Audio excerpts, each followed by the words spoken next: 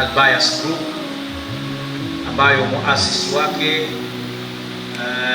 inshallah kwa siku hii ya leo, kwa sababu hatujalizindua rasmi booklet hili kwa ajili ya shughuli zetu za Kiislamu, lakini niseme tu na nimtaje kutokana na ubora wa tukio lenyewe.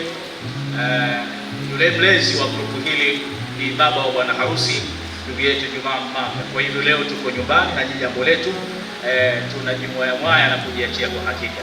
Kwa hiyo sote ambao tuko hapa ni Al-Bayas Group na tumeiandaa na sheet.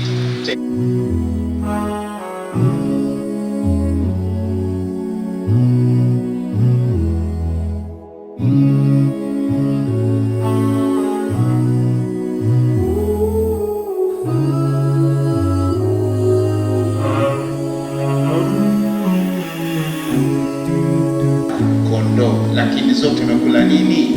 Chapati. Acha tamaa, Azizi, bakia na mzigo wako.